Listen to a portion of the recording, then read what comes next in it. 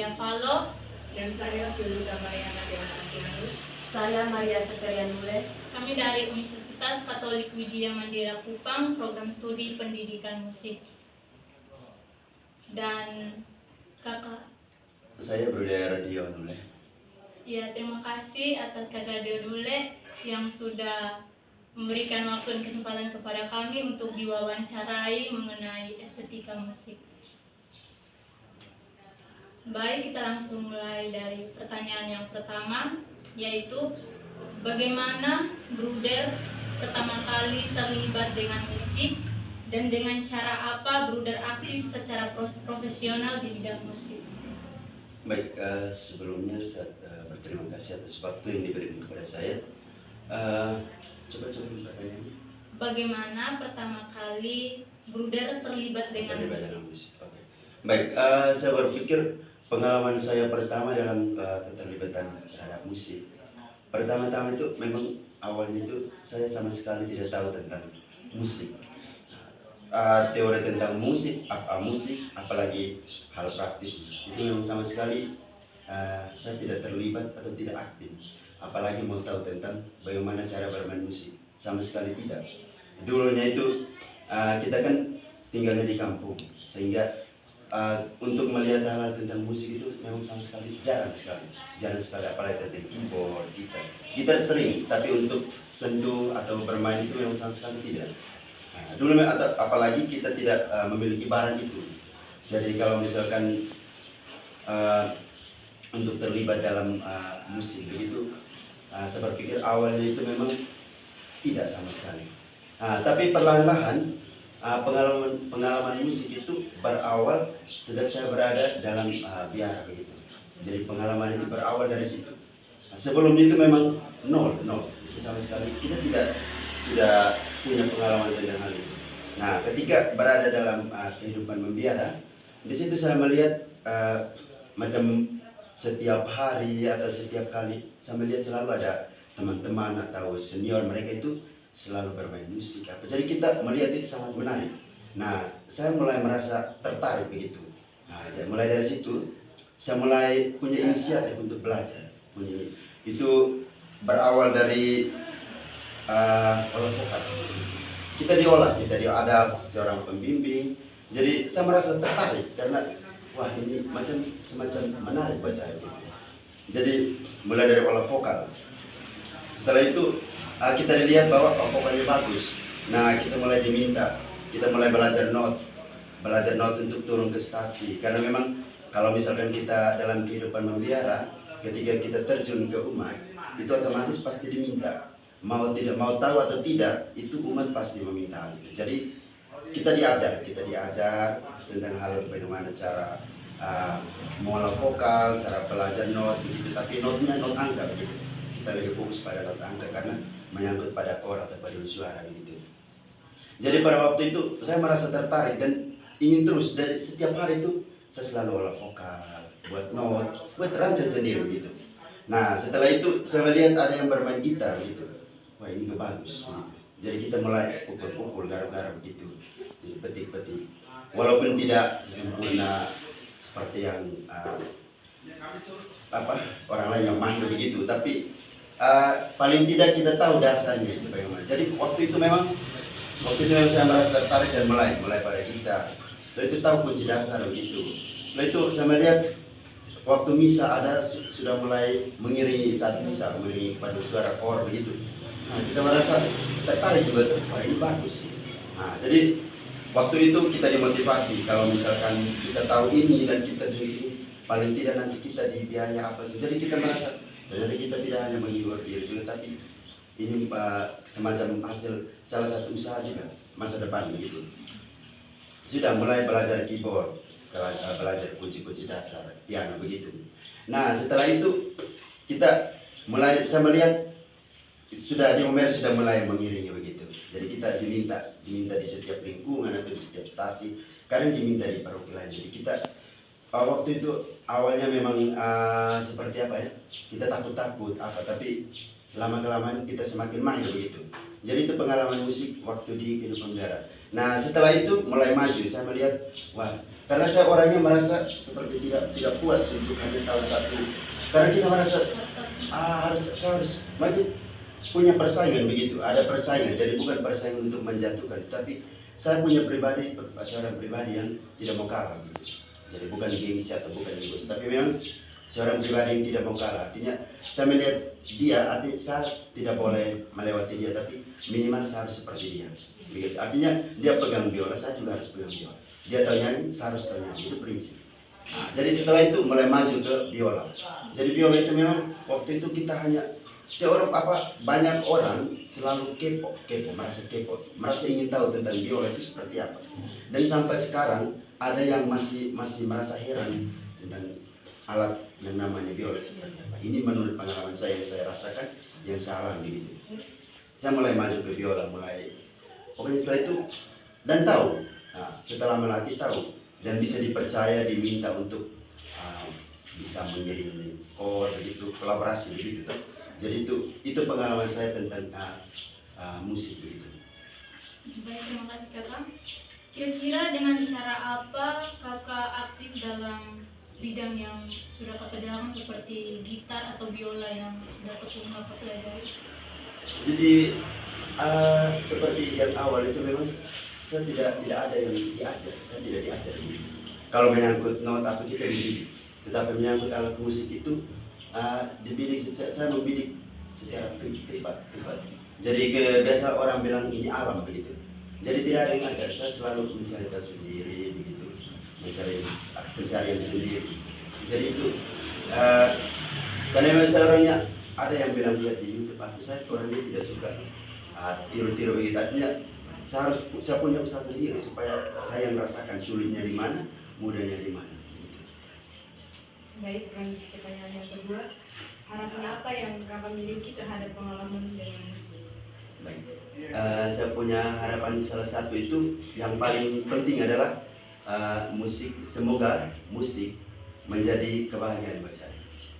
Musik menjadi kebahagiaan. Karena memang sesuai pengalaman saya tuh kalau misalkan merasa cemas atau merasa ada halangan tertentu, saya selalu masuk ke kapela, bermain keyboard. Itu pokoknya biar mengiringi untuk mengobati yang luka itu dengan musik instrumen begitu, atau bermain biola atau kadang nyanyi sendiri. Jadi itu harapan, semoga musik menjadi kebahagiaan.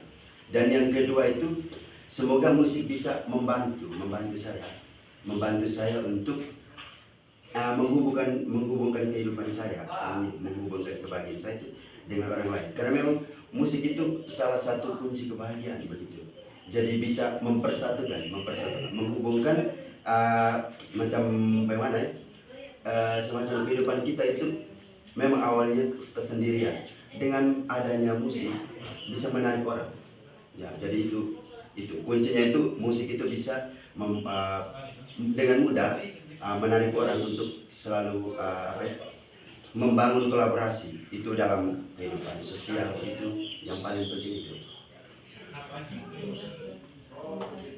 Pertanyaan ketiga, yang membuat Bude suka dalam musik sampai menganggap bahwa musik itu indah? Baik, jadi yang membuat saya merasakan bahwa musik itu indah, itu pertama-tama itu dalam perasaan saya dan pendengaran saya. Jadi saya merasa bahwa sebuah instrumen dalam kehidupan musik itu sangat menarik begitu, sangat menarik. Sehingga saya bisa menilai bahwa dari sekian kebahagiaan itu dengan adanya musik, saya merasa bahwa semuanya itu sangat indah. Saya contohkan saja, kalau misalkan kadang-kadang saya berpikir dalam diri, kalau misalkan kehidupan saya tanpa musik itu memang hampa gitu. Jadi musik itu bisa saja dikatakan salah satu poin yang dapat memperindah kehidupan saya secara khusus begitu. Karena kita lihat dalam kehidupan setiap hari juga, misalkan dalam aktivitas kita, kalau misalkan hanya kita fokus pada pekerjaan atau sebuah aktivitas, memang kita merasa itu sepi, merasa itu kosong. Tetapi kalau diiringi, kadang-kadang harus diiringi dengan musik, instrumen. Jadi kita melihat bahwa kehidupan kita itu indah, sehingga kita bisa aplikasikan bahwa ternyata musik itu indah. Selain indah, musik itu bisa memperindahkan kehidupan kita. Baik, Bude, pertanyaan yang keempat. kriteria apa yang Bruder perlukan untuk menilai sebuah karya secara estetis? Baik, jadi bagi saya itu kalau misalkan untuk menilai musik, kriteria untuk menilai musik secara estetis itu yang pertama itu perasaan, itu dalam konteks praktis atau dalam pengertian. Yang pertama itu perasaan, yang kedua itu pendengaran, Nah, itu saya pikir beberapa poin yang saya alami dan yang perlu diterapkan, Jadi yang pertama itu perasaan. Dengan perasaan kita bisa merasakan bahwa seperti yang pertanyaan sebelumnya, kita bisa menilai bahwa musik itu indah. Dan dengan pendengaran kita bisa mendengar instrumen. Setelah kita mendengar, kita merasakan bahwa ternyata itu menarik begitu. Jadi dengan perasaan saya bisa menilai bahwa musik itu indah. Tapi dengan pendengaran saya bisa melihat bahwa musik itu menarik. Itu. Pertanyaan yang kelima, apakah ada sesuatu yang tidak kakak sukai atau tidak terlalu kakak sukai dalam musik? Kalau di dalam musik, saya berpikir bahwa semuanya itu, apalagi kita sudah dalam perasaan kita, penilaian kita menilai bahwa musik itu indah. Jadi bagi saya itu tidak ada sesuatu yang tidak saya sukai. Artinya semuanya itu disukai, tetapi pasti ada batas. Artinya dalam batasan itu mungkin ada yang memang kita suka, tapi kita tidak sampai di situ. Artinya kita mungkin tidak punya kemampuan sampai di situ. Tapi menarik buat saya. Dengan poin bagaimana cara kita menyukai atau tidak. Nah, di situ saya bisa menilai bahwa pada umumnya musik itu saya suka. Instrumen apa sih yang menyangkut musik? Karena memang saya itu, bagi saya punya pribadi itu semacam punya apa ya, sudah punya kaitan, sudah punya ikatan dengan musik itu. Walaupun saya bukan orang musik, tapi punya ikatan batin dengan musik itu. Jadi kita melihat bahwa semuanya itu kita sukai. Gitu. Ya. Terima kasih. Bisakah Bruder menjelaskan apa yang musik lakukan terhadap Bruder pada tingkat emosi ketika Bruder emosi, apa ada musik yang bisa membuat emosi itu bisa ada? Baik. Jadi saya berpikir pertama-tama saya mau katakan bahwa emosi itu dalam pengertian emosi itu tidak tergantung pada atau tidak terikat pada emosional yang marah begitu apa, tapi dalam perasaan pikiran itu sudah termasuk dalam emosional. Artinya atau membuat kita merasa wah ini sangat menarik, ini sangat seru. Nah, itu bagian dari emosional karena sudah menyangkut perasaan, ikatan batin. Jadi saya berpikir ada banyak hal tentang musik yang membuat kita. Saya tuh kadang-kadang begini, ada pengalaman gitu. Saya tuh kadang-kadang kalau misalkan bermain biola gitu, saya kadang-kadang bermain sampai ketiduran di pangkuan gitu. Karena yang saya merasa ini sangat tenang, apalagi sendirian begitu. Jadi itu muncul rasa emosional yang menyangkut perasaan ketenangan begitu. Jadi saya merasa dalam instrumen biola itu memang kadang-kadang buat saya sampai tidur yang memang tidak bangun kembali sampai biola jatuh pernah. Nah, itu di dalam kamar sendiri. Jadi itu memang membuat saya itu merasa tidak terlepas lagi. Untuk instrumen lain kadang-kadang itu memang kita hanya untuk mengiringi ketika kita merasa semasa. Tapi menyangkut biola, instrumen menyangkut biola itu memang saya sudah tidak terlepas lagi dari biola. Jadi kemana-mana itu harus bawa atau tidur harus dipeluk begitu. Harus dipeluk. Jadi itu sangat dia itu seolah-olah itu menciptakan sebuah instrumen yang memang saya merasa itu jauh lebih beda dari instrumen. Jadi yang menciptakan emosional tinggi itu biola secara khusus. Kita masuk pada pertanyaan yang ketujuh. Apakah Bruder ada strategi khusus untuk terlibat dalam sebuah karya musik? Kalau misalkan strategi khusus, kita tidak, kita bukan orang musik, sehingga untuk strategi saya mungkin tanpa sadar ada strateginya, tetapi kita tidak terlalu pelajari tentang mendalami tentang hal itu, sehingga entah kita tahu ini merupakan bagian strategi atau tidak, tetapi saya berpikir bahwa secara hal praktis pasti ada ya. Dan untuk terlibat dalam dunia musik ya begitu ya, jadi saya terkadang itu sendiri menawarkan diri gitu, menawarkan diri untuk terlibat begitu. Apakah kalian mau, saya bisa bergabung. Jadi dengan cara itu saya berpikir pengembangan tentang musik itu semakin meningkat begitu. Jadi itu saya berpikir cara strategi secara hal praktis. Ya, kita tidak bisa mendefinisikan ini strategi apa, tapi dalam hal praktis saya terlibat di dalam. Baik, pertanyaan yang ke-8. Apa yang dimaksud dengan kata memahami jika kita berbicara dalam konteks mengalami musik?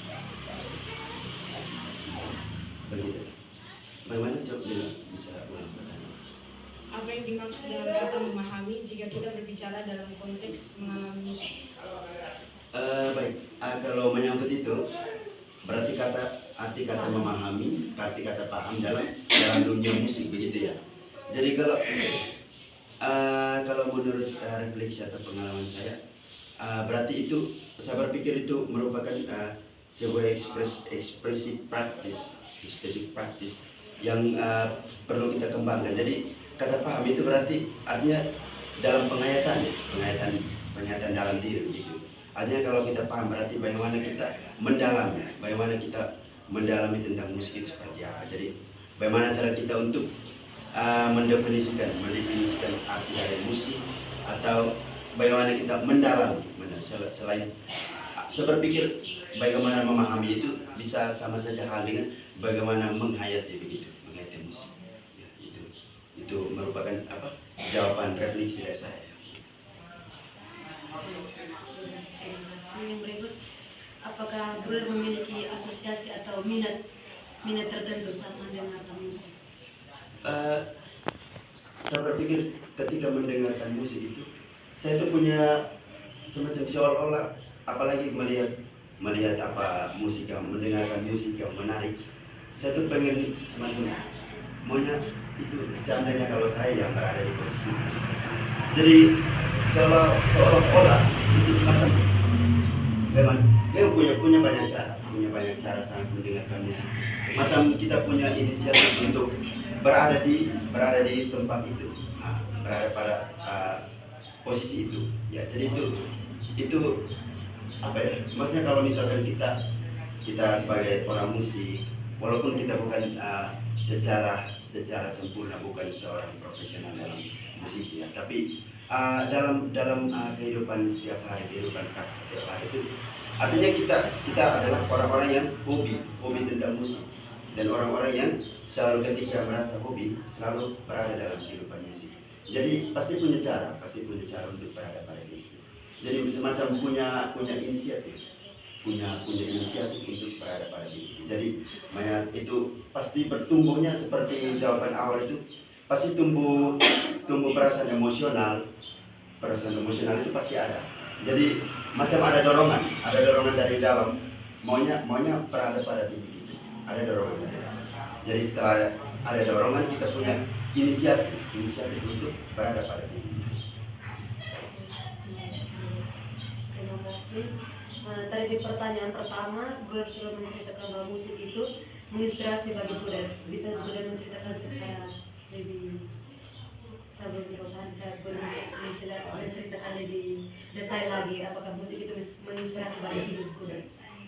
Baik, saya berpikir pada jawaban awal itu memang kita menjelaskan secara hal praktis bagaimana kita turun atau bagaimana kita. Jadi salah satu inspirasi yang saya dapat dari musik itu membangun relasi yang tinggi, dan juga musik itu mempersatukan. Bagaimana cara kita tahu bahwa musik itu membangun relasi yang tinggi? Kita bisa punya banyak teman dari musik. Ada banyak teman yang mereka dapat dari mungkin dunia olahraga, dunia politik, atau dalam pertemuan-pertemuan lainnya. Tetapi yang saya rasakan itu paling banyak yang saya temukan itu adalah dari musik, sehingga saya merasa bahwa musik sangat menginspirasi saya begitu. Jadi dalam hal praktis itu saya tuh punya kadang-kadang saya biasa posting dalam TikTok apa. Jadi banyak komentar, banyak teman, banyak pengikut begitu. Terus banyak permintaan juga.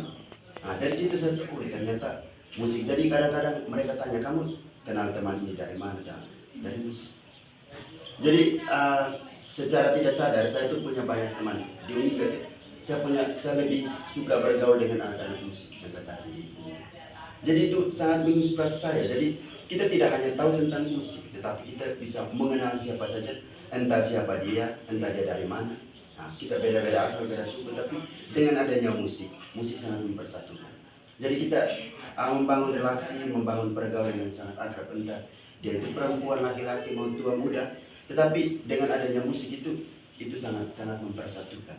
Nah, itu yang pertama. Yang kedua itu kenapa saya selalu mendengarkan musik atau selalu punya inisiatif untuk bermain musik.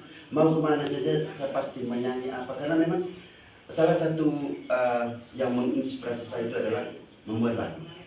Membuat lagu. Jadi minta maaf, mungkin ada beberapa lagu-lagu yang sudah dinyanyikan. Entah itu lagu pop begitu. Saya selalu buat lagu pop. Jadi ketika macam contohnya kita melakukan pertemuan seperti ini, pasti sebentar saya akan membuat judul ini dan akan muncul sebuah lagu baru. Jadi saya tuh kebanyakan, walaupun saya ini dikatakan kaum religius, tapi lebih banyak membuat lagu-lagu cinta begitu. Jadi kalau misalkan saya merasa itu atau misalkan permisi untuk misalkan perempuan itu sangat menarik, sudah saya akan buat judul tentang itu, jadilah lagu. Atau misalkan saya alami sebuah pertemuan kisah indah begitu, sudah saya tulis jadi lagu. Jadi itu ada beberapa, mungkin lagu yang sudah saya buat mungkin sekitar belasan atau sekitar mendekati 20 lagu pop. Tapi saya biasa tidak dipublikasikan begitu, hanya untuk menghibur diri. Jadi itu salah satu yang menginspirasi. Yang kedua itu lagu-lagu gereja, lagu yang bisa dipakai dalam misa liturgis begitu. Jadi itu sudah ada beberapa yang sudah dinyanyikan. Jadi itu salah satu yang memang sangat menginspirasi saya dengan hadirnya musik. Jadi awalnya itu sama sekali tidak, sehingga banyak orang itu selalu pertanyakan, kamu kenapa bisa sampai begini? Jadi bagi saya itu saya tidak merasa tidak sia-sia ketika tahu tentang musik. Jadi banyak inspirasi yang muncul dari musik ketika saya mengenal tentang musik. Nah itu yang pertama itu musik itu mempersatukan, membangun relasi. Yang kedua itu menginspirasi dalam meningkatkan kemampuan, entah dalam kemampuan bermain musik atau dalam kemampuan dalam punya inisiatif atau punya pikiran yang luas tentang bagaimana untuk membuat lagu gitu. Jadi itu pengalaman saya tentang bagaimana ketika saya berada dalam pengalaman musik gitu. Terima kasih Bruder. Pertanyaan yang ke-11, bisakah Bruder menggambarkan apa yang dapat Bruder alami secara fisik saat mendengarkan musik? Baik. Jadi ketika saya mendengarkan musik, seolah-olah itu musik itu semacam bagian dari hidup saya begitu. Jadi saya macam ketika kan musik punya banyak versi, pokoknya paling penting adalah musik punya banyak versi. Jadi kita bisa tahu, oh ini musik dia punya kaitan tentang ini. Misalkan musik yang bersifat rohani. Wah, ketika kita mendengarkan musik rohani, macam kami yang selalu mendengarkan musik rohani itu semacam, apalagi kita berada dalam kehidupan meditatif, seolah-olah itu kita berada dalam sebuah ruang keheningan begitu. Nah, ketika kita mendengarkan lagu galau, saya pikir ini berlaku untuk semua orang. Jadi macam seolah kita memikirkan atau membayangkan seseorang yang sementara berada dengan kita, atau mungkin seorang kekasih begitu. Jadi itu bagi saya itu memang secara penghayatan itu seolah-olah menghadirkan seseorang yang hadir secara fisik begitu. Jadi kita bisa punya bayangan menuju ke sana begitu. Jadi kalau misalkan ada lagu-lagu yang misalkan bersifat pop atau bersifat lokal, nah di situ kita bisa membayangkan, oh ini seolah-olah saya berada di kampung halaman begitu, atau berada dalam kehidupan dunia lokal gitu. Jadi saya berpikir untuk mengetahui sampai di situ, saya tuh selalu membayangkan tentang hubungan musik atau peran musik itu berada di titik apa, titik rohaninya atau titik galaunya itu, ada kehidupan sosial, kehidupan lokal gitu. Jadi itu yang saya rasakan. Baik, terima kasih pertanyaan di mana Kakak melihat perbedaan utama dalam pengalaman estetika musik klasik kontemporer dibandingkan musik klasik? Perbedaan Perbedaan. musik kontemporer. Baik, kalau misalkan musik ada beberapa penemu, tapi saya kadang-kadang cari tahu tentang itu. Kalau misalkan walaupun kita di dalam bahasa Inggris, tapi dalam belajar tentang dramatis gitu. Jadi di situ pasti ada instrumen juga. Jadi kita di situ pasti tertera ada beberapa pencipta. Jadi misalkan pencipta lagu musik klasik begitu apa, tapi saya sudah tidak ingat apa penemu itu. Tetapi seperti kalau misalkan tentang klasik, kita melihat tentang klasik berarti dia itu berada dalam titik kita lebih fokus pada tradisional yang memang klasik. Kalau misalkan di kontemporer, dia itu saya berpikir masih baru-baru klasik, tetapi juga dia sudah berada di titik modern. Jadi dia sudah mengalami pergeseran. Nah, kalau misalnya kita melihat secara klasik itu memang pada dasarnya itu dia berada dalam dunia klasik begitu, dalam dunia lokal begitu. Jadi pada waktu itu untuk mengalami hal itu memang kita perlu mengenal hal-hal modern begitu. Jadi semuanya klasik, manual begitu. Nah, saya berpikir saya hanya punya sebatas pemahaman tentang itu. Jadi kalau misalkan kita mampu untuk membedakan itu, kita bisa melihat bahwa kalau misalkan dunia musik klasik kontemporer atau yang berhubungan dengan modern itu, kita bisa melihat dengan zaman sekarang semuanya harus listrik apa segala macam. Jadi atau semuanya punya, ya kalau kita melihat sudah melihat dari zaman sekarang, zaman now, jadi sudah sangat modern. Kita bisa membedakan, kita bisa melihat alat-alat musik, alat-alat atau kehidupan musik pada zaman dulu itu sangat manual. Jadi tidak ada kaitannya dengan zaman sekarang. Jadi tidak terlalu dikatakan tidak terlalu ramai gitu. Jadi dia memang berada di titik lokal. Jadi sangat punya perbedaannya sangat jauh gitu. Jadi itu kalau misalkan kita bandingkan dengan sekarang memang perbedaannya sangat jauh gitu. Jadi ingin bertanya sedikit tadi, Kakak bilang Kakak telah menciptakan beberapa lagu. Terus pertanyaan dari satu, apakah Kakak hanya menyukai genre pop saja, tidak menyukai pop, blues begitu, jazz? Kalau misalkan saya tuh lebih fokus pada pop. Kalau misalkan di luar pop yang paling saya tertarik itu lari ke liturgis gitu. Ya, itu lagu-lagu. Kalau misalkan jazz apa itu misalkan ketika mendengar itu merasa tertarik, tapi kalau punya kemampuan untuk sampai di situ, saya berpikir sedikit berat dan saya. Baik, kita masuk pada pertanyaan yang terakhir. Kira-kira dari pertanyaan-pertanyaan yang sudah ditanyakan dan sudah dijawab, apakah ada hal yang belum dibahas sejauh ini, tetapi menurut Kakak Bruder penting dan krusial terkait dengan mendengarkan musik? Baik, saya berpikir komplit. Tetapi saya hanya ingin tambahkan bahwa menyangkut pertanyaan tadi itu sangat menarik buat saya. Dan yang ingin saya tambahkan itu adalah keterlibatan begitu. Keterlibatan dalam dunia musik. Itu macam jawaban saya di nomor berapa yang menyangkut musik itu menarik buat saya, membangun relasi. Jadi bagi saya itu agak keterlibatan saya dan saya berpikir berlaku untuk orang-orang yang punya hobi tentang musik. Jadi keterlibatan itu sangat penting begitu. Jadi dengan ada keterlibatan, semua orang bisa membangun kolaborasi, membangun kerjasama hanya melalui musik.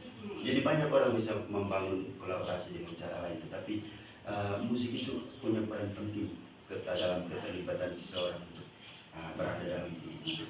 Jadi itu saya berpikir itu pertanyaan sangat lengkap. Jadi saya juga melalui pertanyaan-pertanyaan ini bisa membuat saya sadar juga bagaimana cara saya inisiatif untuk belajar lebih dalam tentang musik.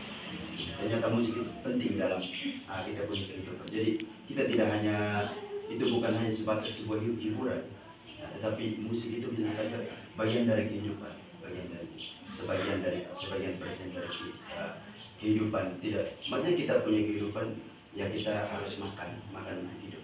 Tetapi kalau misalkan tidak ada hiburan, jadi saya berpikir mungkin kalau misalkan kehidupan dari dulu kalau tanpa musik, saya berpikir sepi ya, kita merasa walaupun kita berada dalam titik yang ramai, tapi merasa situasi yang masih sepi kalau tanpa musik. Terima kasih.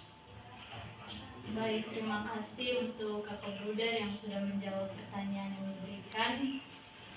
Sekian pertanyaan yang kami tanyakan, kami ucapkan terima kasih. Sama-sama, selamat siang.